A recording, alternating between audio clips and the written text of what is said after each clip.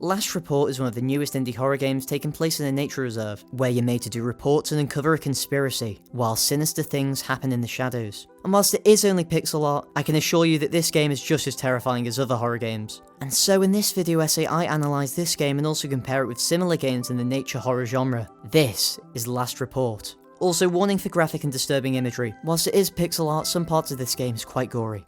The game opens with a view of a ranger cabin alone in the woods, and then the quote, "The goal of all life is death."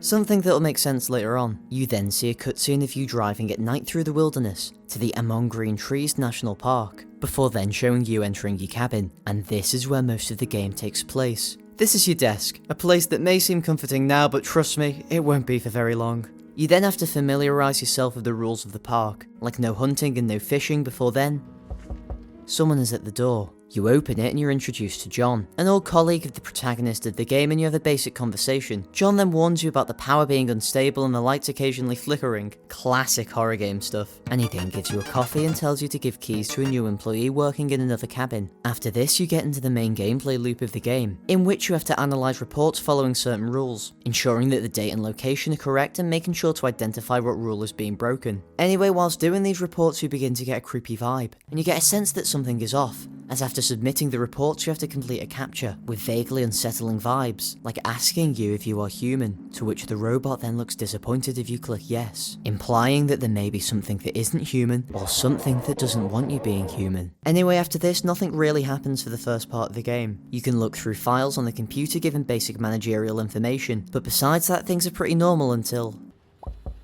However, it's just the guy coming to collect the keys, where you have a small conversation and learn his name is Henry. The atmosphere of this first part of the game is oddly unsettling, the strange droning noise and sounds of nature in the background, yet it's also so quiet as to give the place an eerie silence, with everything being just as still as your office. Yet you still have your guard up, with the fact that your computer takes up your whole screen whilst using it means you're unable to see what could be lurking out of your window. Anyway, you then get a radio call from someone named Caroline, and it's about her leaving to get a new science research job. After working with the main character for so long, you keep doing reports and it's hard not to feel concerned seeing all the images. The dead deers being hunted, the people illegally fishing, or even people destroying nature. Something heavily relevant later on in the game. You then have to help one of the park rangers fix the power by using the information on the computer, and shortly after this, the horror starts for real. Whilst on the computer you begin to hear a strange noise, and upon investigating it you can't see what's causing it. That is until... a man is on the floor, before then walking off and you're left really freaked out. From here things only get creepier, as one of the rangers visits your cabin. And it's revealed that the guy from earlier set a bear trap outside of your cabin. From here the horror really begins, as you get the feeling as though you're being watched and something is out to get you. The horror in this part of the game works perfectly, as it uses an essential tool in horror, paranoia. You see, you start off this game with the context that it is a horror game, with the dark visuals and ominous ambient noise giving you the sense that something is off. You know that there will come a point where something has to happen, but you don't know when or what it is. And I think that that's a great strength of this game. Every knock on the door, creepy sound on the computer, or radio interaction is layered with the idea that it could be something sinister. You dig into the words that each character speaks to see if there's any double meanings or something deeper occurring, giving you a deep feeling of paranoia. And the concept of paranoia is one seen in multiple other games involving nature and park rangers, like in the storyline of Firewatch, where you are literally being spied on the whole game, again making you deeply paranoid, or in Fears to Fathom, ironbark lookout where a strange cult is out in the woods, watching. Maybe something about the isolation of the forests makes paranoia such a prevalent aspect of the stories of games involving nature, as in Firewatch the game literally tells you to be paranoid, and in Fears to Fathom the character you play as tries to tell other people what they saw, only to be written off as a nonsensical product of isolation. All this is to say is that the game does a great job at making you scared, whilst only doing a few things initially. However, after this the horror ramps up, as you look at one of the reports and it's a dead deer that's been viciously torn up. You then do another report and... this time it's corrupted. Disturbed, you continue on as Henry informs you that he just saw a child running down a river, running at him then away from him until he then lost track. Things go back to normal until then suddenly.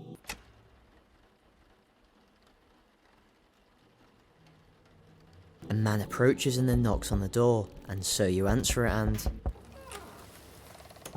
it's Douglas, one of the other park rangers, and he begins to retell another story, long forgotten. 25 years ago, a worker was found dead in our cabin, with everything happening that night being very strange. Hearing whispers whilst walking through the forest and seeing silhouettes of people, yet upon further inspection it appeared to just be an illusion. But the murder wasn't, as the person was mutilated but with no wounds, writhing like a snake, crawling towards the door with the little strength it had. However, it was then covered up by the park management, acting like nothing ever happened, leaving Douglas scarred and confused. He then leaves as the power returns, and you get the sense that there is something far more sinister going on than you once thought. From here you continue your reports as usual, until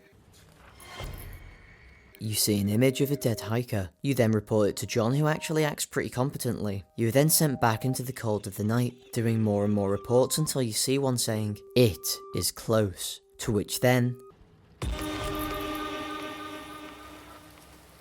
and you then get the feeling that you are being hunted.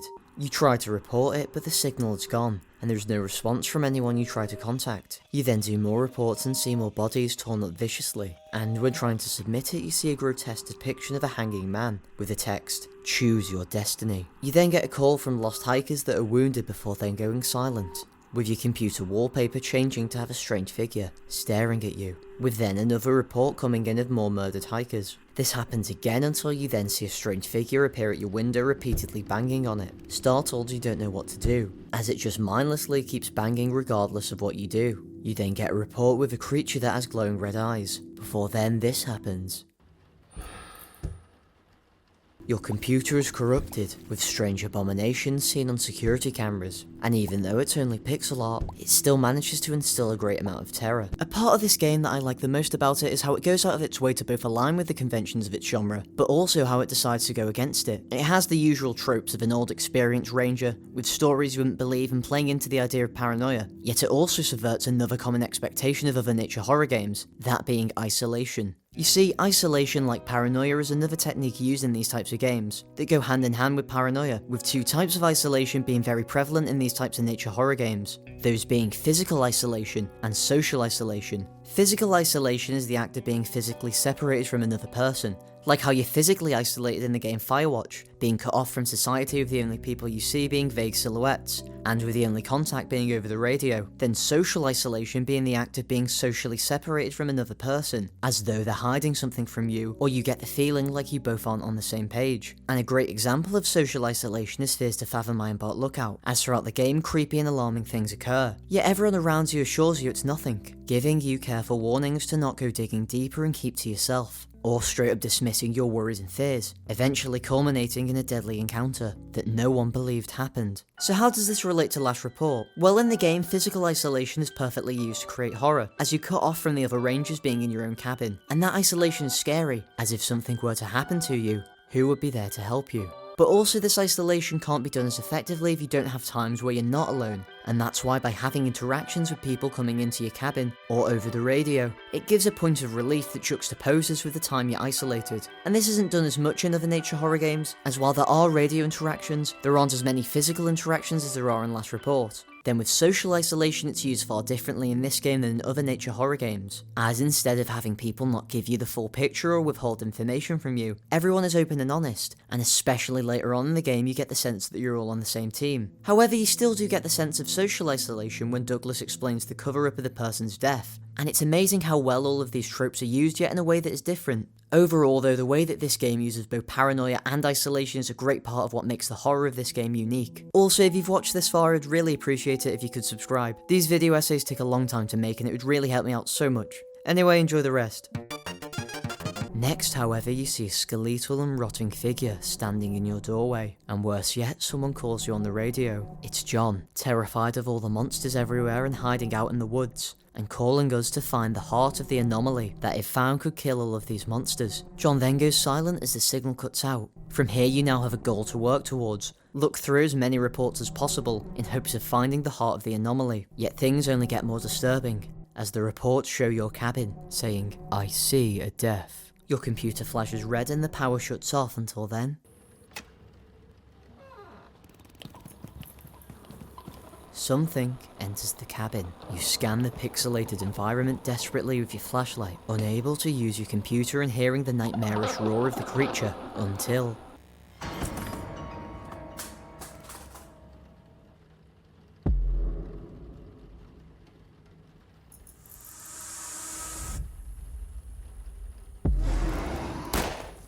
Saved by Douglas and extremely traumatized, your character struggles to come to terms with what's happening, as Douglas reveals that this is what happened 25 years ago, and that Henry too is in danger of being killed. He then leaves determined to help and defend. You then get a call from a mysterious scientist, who uploads secret files to your computer. You ask for answers, but he's extremely vague, and from here you can begin to piece together more about what's going on. You go on the computer and on it is a mysterious red file, and upon opening it you see strange haunting photos and a news report. The very news report that was used to cover up what really happened to the person who died 25 years ago, further reinforced by the red "That's a lie" sprawled across it. Upon investigating further, you see another folder in which there's a photo of a thing called Emily, with a description saying, Emily was last seen on January 2nd. It's worth noting that during the events of the night of 1998, a young girl named Emily was also reportedly seen. I suspect she is not human, but rather one of the creatures or a manifestation. So now we can attach an identity to the force present in the forest, and this explains what happened with the child Henry saw earlier. You then see a drawing made by Emily, and this whole time you get a really creepy feeling that you now know so much,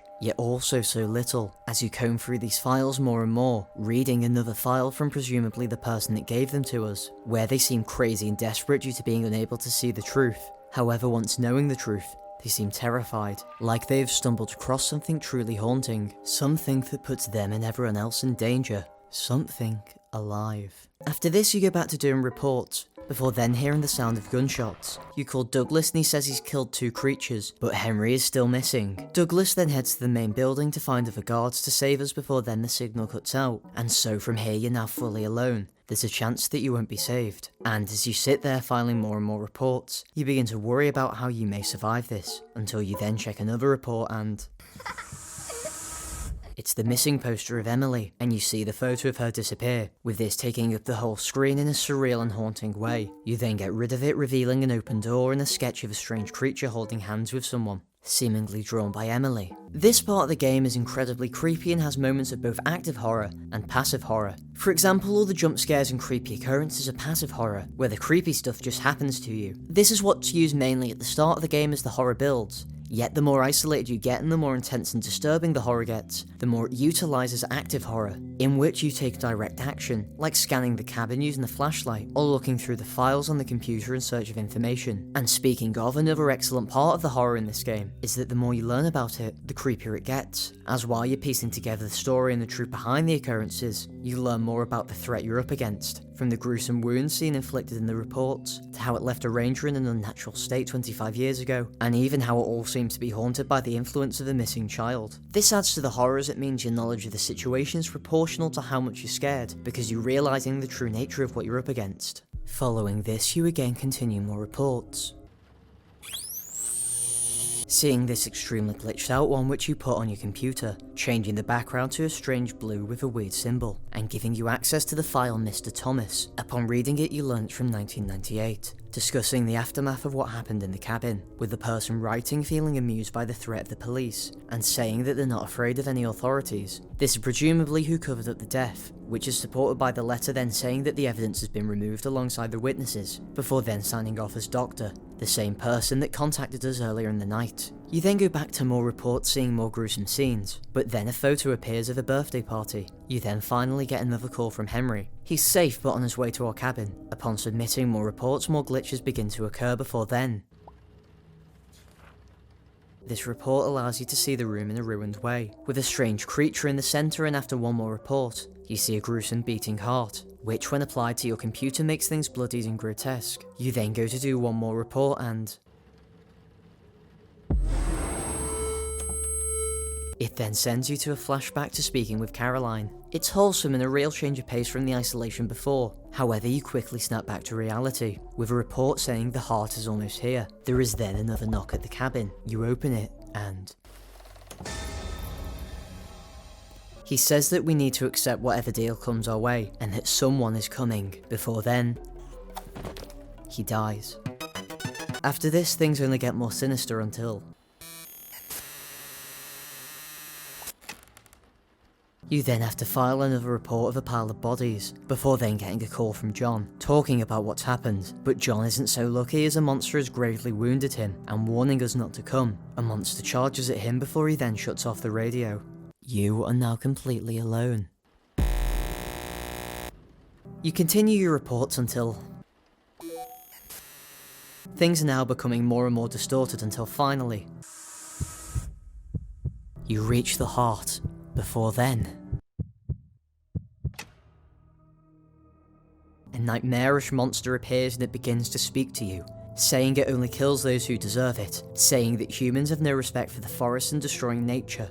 With the reports being only a fragment of the true extent of the destruction, this creature being 500 years old has been watching, observing the destruction, and concluding that humans are the true monsters, calling them parasites and dreaming of an idyllic world of endless forest. And so, seeing as you were one of the ones to help nature, he offers you a deal. Either he takes over the world and wipe out humanity, or he leaves it all behind. But to do that, he needs someone to complete a last report. And so you're faced with a choice. Do you fill out the last report and free the world of this evil force? Or do you let it take over and have nature reclaim the world humanity took? And so, you choose to fill out the last report.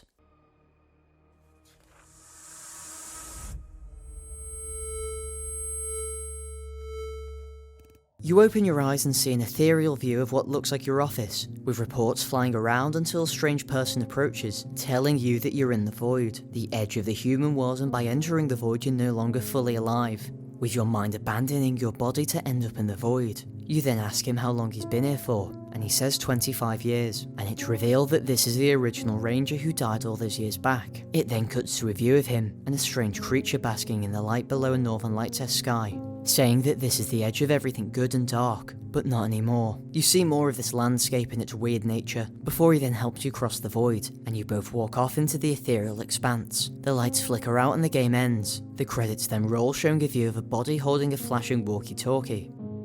So there is a lot to unpack here, so firstly I'll start off with the horror. Now the horror of this part utilises a lot of jump scares, but also uses paranoia and isolation. As more and more characters leave you, Douglas goes to the headquarters and the death of Henry and John all leave you alone, adding to the fear, which also amplifies your paranoia, as you're now deeply concerned about what will happen next. Then the story. What does it all actually mean? Well, in the tense and hateful monologue from the creature we learn the true motives. That this monster is filled with such hate for the damage that humanity has done to the environment, and it explains so much. Going all the way back to the beginning of the game where the capturer is displeased that you're human. The reports also link back to what the monster says, as we do see the blatant disregard for nature, how animals are hunted in the wilderness and disrespected, and all of this links back to the quote the game opens with, "The goal of all life is death," which could refer to how the monster's purpose is to kill humans to protect nature, or how in humanity's goal of living it causes death and destruction. Either way, this links back perfectly to what we see in the game. Then the actual ending is more of a tricky one, since it's incongruous with everything we see throughout the game, taking us to the land of the void, the bridge between life and death. And so what does it all mean? Well, this is a game about humanity and nature, and so I think what this ending really symbolises is hope for humanity and hope for the future. The hope that even if it does take 25 years and you're still lost in the void, that you will someday find your way out, that someday we'll appreciate nature more and that there will be light, and that walk off into the distance represents that journey for hope, and for finding the light and the promise made that things will get better because they have to. And that's one of the most powerful parts of being human, the fact that we can promise ourselves things will get better and hold on to hope. This also links back to the idea of nature and the destruction of it, as the person says, "We'll find a way out, I promise." And the fact that this is from a previous park ranger, someone who, like the player character, is determined to help nature, represents the idea of people like that leading change in the world, and also can relate to a quote from the original Lorax: "Unless someone like you cares an awful lot, nothing is going to get better. It's not." And that's true for both this game and our world. Throughout the game we see people who care an awful lot, leaving their boring jobs to come work in the forest and protect the nature. And so given all that, why is the game called Last Report? Well, Last Report obviously refers to the choice we face at the end of the game, but it's also quite obviously meant to be a riff on the phrase last resort, being your last option done out of desperation, with the last report being the desperation the monsters have been driven to in order to save the forest. And so overall, whilst this game is one filled with monsters and jump scares, it ends with a really powerful message around hope and perseverance. However, there are obviously some points of criticism for this game. Firstly, it's just too short. The game takes around 90 minutes to complete, and while it is an action-packed 90 minutes, all of the action, serious horror and lore moments it contains to the game's second half, making it feel way too slow at first and then way too fast at the end. However, this game has to be short, as if it was too long then the gameplay loop of final reports would eventually get stale and boring. Then the visual style of the game. I love the pixel art style for most of the game. The more detailed drawings look incredible, and it makes it really unique and distinct. However, there are a few times where it can look strange. strange. In conclusion, Last Report is an incredible horror game, taking aspects and tropes from other games in its genre, yet also subverting them to use in a new direction, and utilising techniques like paranoia and isolation throughout the game to make for a tense and scary experience, whilst also containing a thoughtful story about conspiracy, cover-ups, but also hope, and the power that humans hold to both protect and destroy nature. And the thing is, there is still more to this game for you to find. This game is from a new indie studio and they need all the support they can get. So go play it for yourself. I wonder what's hiding behind this coded file. Also, once again, thanks to Dark World Rotzi for doing the pixel art of the music transitions in this video. This video is meant to be just another smaller project to buy me more time until my next stupidly long video essay. Also, huge thanks to my channel members. Seriously, I really appreciate it, and if you want to be a channel member, you can get early access to future video essays and other cool perks. If you enjoyed this video, then why not check out some of my other video essays, like the horror of escapism, which is probably the best one I've made. Anyway, thanks for watching.